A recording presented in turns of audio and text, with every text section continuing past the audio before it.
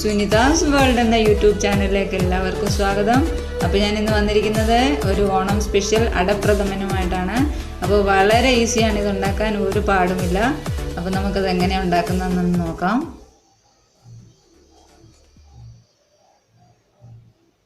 അപ്പോൾ ഞാനിവിടെ ആദ്യം തന്നെ ഒരു പാത്രം വെച്ചിട്ടുണ്ട്. അതിലേക്ക് ഞാൻ ഒരു 100 ഗ്രാം അടയാണ് എടുത്തിരിക്കുന്നത്.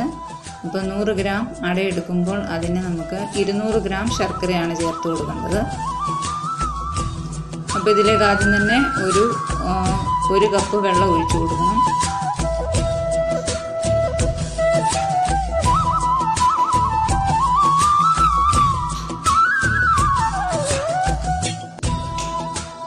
നൂറ് ഗ്രാം അടയ്ക്ക് 200 ഗ്രാം ശർക്കര എന്ന കണക്ക് വേണം.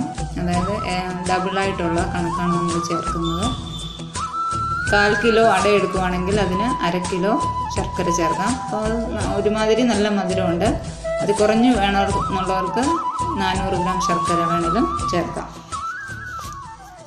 അപ്പോൾ ഞാനിവിടെ അട വെച്ചിട്ടുണ്ട്. അതൊന്ന് തിളക്കട്ടെ. തിളച്ച് കഴിഞ്ഞ് അതൊന്ന് സോഫ്റ്റ് ആകുമ്പോഴത്തേക്ക് വേണം നമുക്കതിൻ്റെ വെള്ളം ഊറ്റിയെടുക്കാൻ.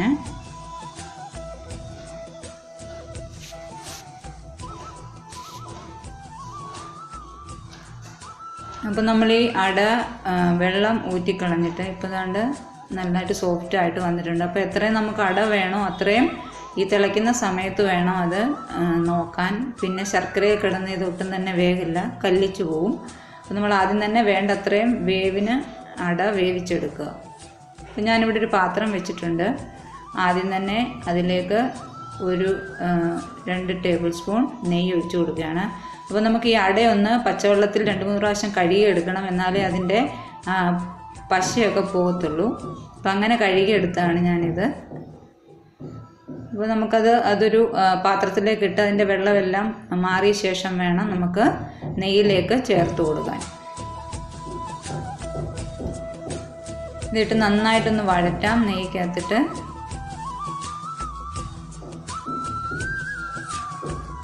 തീ കുറച്ച് വെച്ചോണം. നന്നായിട്ട് ഇതൊന്ന് വഴണ്ട് കഴിയുമ്പോഴത്തേക്ക് നമുക്കിതിലേക്ക് അരിച്ചു വെച്ചിരിക്കുന്ന ശർക്കര ചേർത്ത് കൊടുക്കാം. അപ്പം ശർക്കരയ്ക്കകത്ത് വളരെ കുറച്ച് വെള്ളം ഒഴിച്ച് വേണം പാനിയാക്കാൻ. അപ്പോൾ അതിനകത്ത് ഒത്തിരി വെള്ളം ഒഴിച്ചാൽ ഇതിനകത്ത് ശർക്കര വരണ്ട് വരാൻ ഒത്തിരി സമയമെടുക്കും. അപ്പോൾ കഴിവതും വെള്ളം കുറച്ച് ചേർക്കുക ശർക്കരയ്ക്കകത്ത്. ഒരു 1/2 കപ്പ് വെള്ളം ധാരാളം മതിയാവും. ഇനി ഇതിനകത്ത് കിടന്ന് ഈ അട നല്ലതായിട്ടൊന്ന് ശർക്കരയൊക്കെ അതിലൊന്ന് പിടിക്കണം, വരണ്ട് വരണം.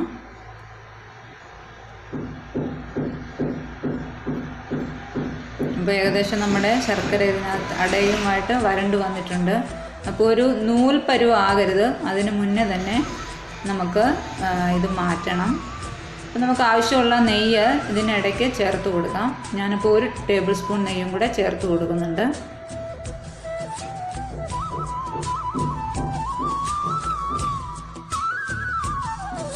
അപ്പം നല്ലതായിട്ട് വഴണ്ട് കഴിയുമ്പോൾ ഇതിനകത്തുനിന്ന് നല്ലൊരു മണമൊക്കെ വരും. ആ സമയത്ത് വേണം നമുക്ക് അതിലേക്ക് തേങ്ങാപ്പാൽ ഒഴിച്ചു കൊടുക്കാൻ. അപ്പോൾ ഞാനിവിടെ 1 തേങ്ങയുടെ പാലാണ് എടുത്തിരിക്കുന്നത്. അതിൽ 1-ാം പാലും 2-ാം പാലും. അപ്പോൾ ഞാനിവിടെ ഒരു 2 ടേബിൾ സ്പൂൺ പഞ്ചസാരയും കൂടെ ചേർക്കുന്നുണ്ട്. എന്തിനാണെന്ന് വെച്ചാൽ ഒരു ശർക്കരയുടെ ആ ഒരു ടേസ്റ്റ് ഉണ്ടല്ലോ, അത് തന്നെ വരാതിരിക്കാൻ വേണ്ടിയാണ് പഞ്ചസാരയും കൂടെ ചേർത്ത് കൊടുക്കുന്നത്. അപ്പോൾ നമുക്കിത് ഒരു നല്ല ടേസ്റ്റ് കിട്ടും. അപ്പോൾ ഞാനിവിടെ 2-ാം പാല് ചേർത്ത് കൊടുക്കുന്നുണ്ട്. 2-ാം പാല് ഞാൻ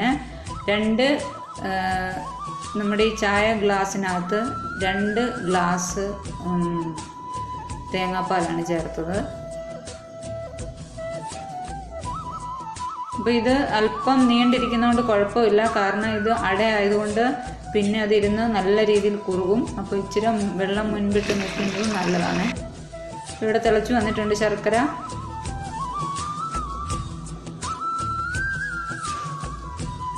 തേങ്ങാപ്പാലിനകത്ത് കിടന്നത് 2-ാം പാലിനകത്ത് കിടന്നാണ് അത് വേകുന്നത്.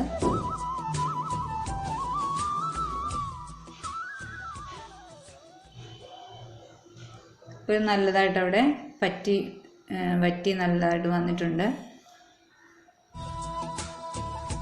ഇതിലേക്ക് നമുക്കിനിയും എടുത്തു വച്ചിരിക്കുന്ന 1-ാം പാൽ ചേർത്ത് കൊടുക്കണം. ഒന്നാം പാൽ ഞാൻ 1.5 കപ്പ് വെള്ളത്തിലാണ് ഒന്നാം പാൽ എടുത്തിരിക്കുന്നത്. 1.5 കപ്പ് വെള്ളം ചേർത്താണ്.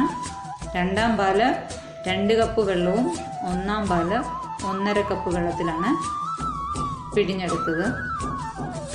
അപ്പം കപ്പെന്ന് പറയുന്നത് ഞാൻ നമ്മുടെ ചായ കുടിക്കുന്ന ഗ്ലാസിൻ്റെ കണക്കാണ് പറഞ്ഞത് കേട്ടോ.